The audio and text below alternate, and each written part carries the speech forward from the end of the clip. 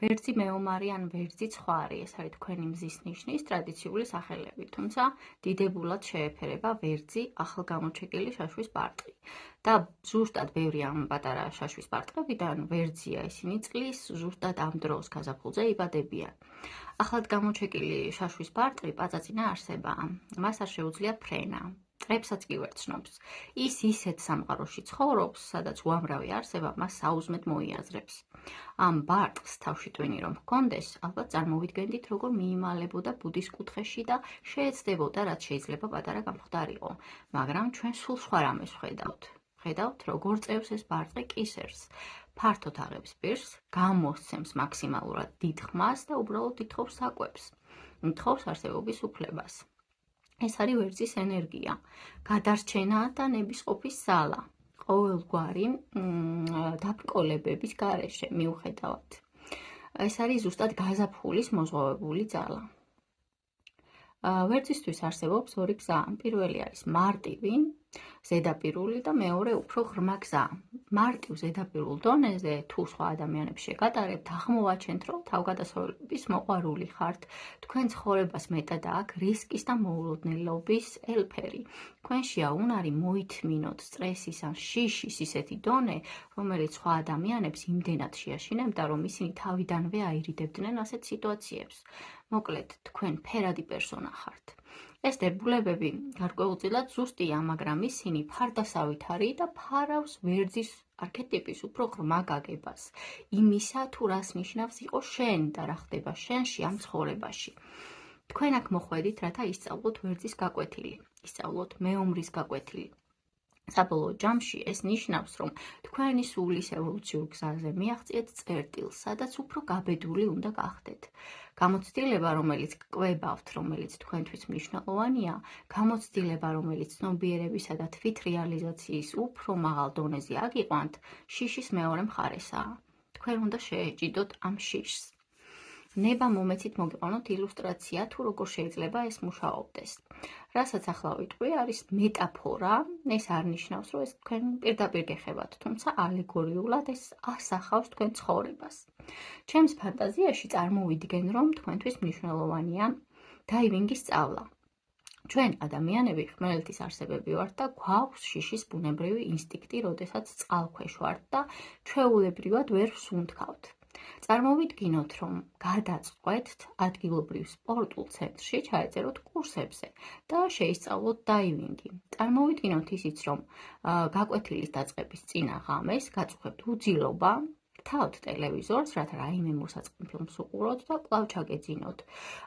და ამ მომენტში ჩდება ეკრანზე ფილმი ყბები, რასაც სამყარო შემთხვევითობას უწოდებს, ასტროლოგების სინქრონულობას დავარქმევდით.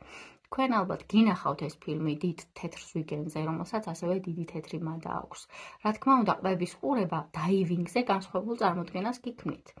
მეორე დღეს მიდიხართ ცენტრში და ფრთხილად უვლით აუზს გარს, რადგან წყლიდან ზურგის ფარფლები არ ჩანს, თქვენ ხტებით. 10 კვირის შემდეგ თქვენ გაქვთ სერტიფიკატი, იცით დაივინგი და აღჭურვილობის გამოყენება. ჯგუფი იკრიბება და ამბობს: წავიდეთ ბაჰამის კუნძულებზე და იქ ჩავყვინთოთ.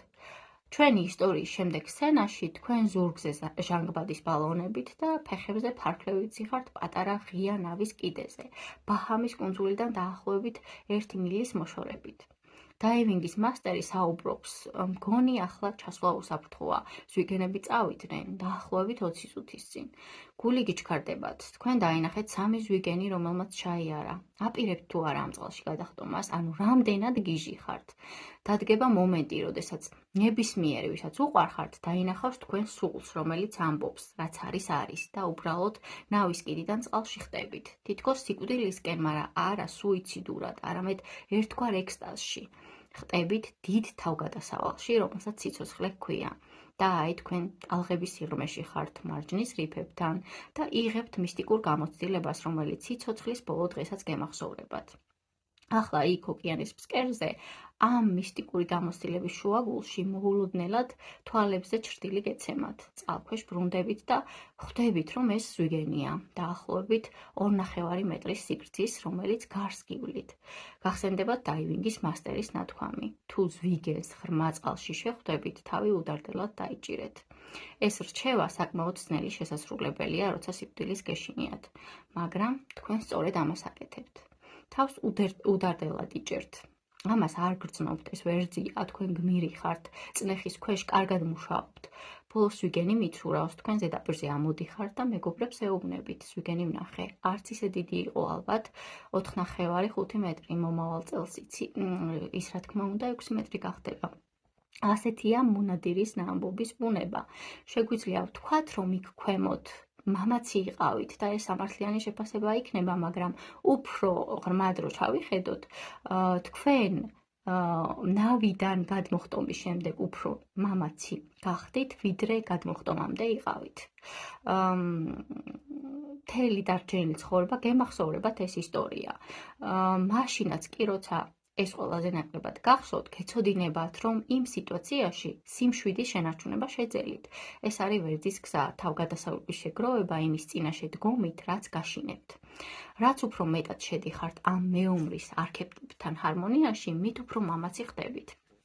წარმომიდგენია, რომ აქამდე ყველაფერი რაც თქვი, რაღაცა ლოგიკურად დაალაგეთ თავში, მინდა ერთი ნაბიჯი გადავდგა და ის უფრო დიდია. დავტოვებ ახლა ლოგიკის სფეროს, არ მინდა დავტოვო ჭეშმარიტების სფერო, მარტო იმის სფერო, რისი გაგებაც ჩვენი გონებით შეგვიძლია. დავიწყებ იმ იდეით, რომ დაივინგიდან 6 თვის შემდეგ დილის პირველ საათზე, ღამის პირველ საათზე, ბნელ ავტოსადგომზე მიდიხართ და სულ სხვა სახის ზვიგენის გეშინიათ, მაგრამ არ გეშინიათ ისე, როგორც შეგეშინდებოდათ 6 თვით ადრე სკუბა დაივინგზე, რომ არ წასულიყავით. ასე რომ, ჯერ კიდევ ნაცნობ ტერიტორიაზე ვართ, მაგრამ აი სად უკვე ზღვარს. 6 თვის შემდეგ თქვენ იმავე ბნელ ავტოსადგომზე მიდიხართ. ოღონ ამ ვერსიაში დაივინგზე არ წასულხართ. თქვენ შეშინდით, რაც ვერძისთვის უპატიებელი ცოდვაა. ასე რომ მიდიხართ იმ ავტოსადგომზე დილის პირველ საათზე და ფურგონის უკნიდან 3 ბიჭი ხდება. მათ დანები აქვთ და თქვენი ფული უნდათ. ამ ცხოვრებაში თქვენ გაქვთ ზვიგენებთან შეხვედრის დღედანიშნული და ისინი გიპოვნიან, მაგრამ ბევრად სჯობს მათ ბაჰამის კუნძულებზე შეხვდეთ, ვიდრე იმ ავტოსადგომზე. რასაკვირველია, რასაც ახლა ვამბობ, აზრი არ აქვს. ეს თავიდანვე განვაცხადე. იდეა, რომ დაივინგის არ შეწავლამ, 6 თვის შემდეგ ავტოსადგომზე 3 მძარცველის გამოჩენა გამოიწვია, გიჟური განცხადებაა. მაგრამ ჩვენ ვაცნობიერებთ, რომ თქვენი ცხოვრების ფუძემდებლური ლოგიკა ისაა, რომ თქვენ სტრესის მაგნიტი ხართ. თქვენ იმის მაგნიტი ხართ, რაც გაშინებთ და თითქოს ღმერთმა არჩევანის წინაშე დაგაყენათ. შეგიძლიათ გქონდეთ რისკითა და თავგადასავლებით სავსე ცხოვრება, ერთგვარი მოთამაშის ცხოვრება, ან შეგიძლიათ გქონდეთ ცხოვრება, სადაც ერთი უბედურება მეორეს მოყვება და ეს ნამდვილად თქვენი არჩევანია. ვიტყვი იმას, რაც შეიძლება სასაცილოდ მოგეჩვენოთ, მაგრამ ყველაზე საშიში რამ, რაც კი შეგიძლიათ გააკეთოთ, არის უსაფრთხო ცხოვრებით ცხოვრების მცდელობა.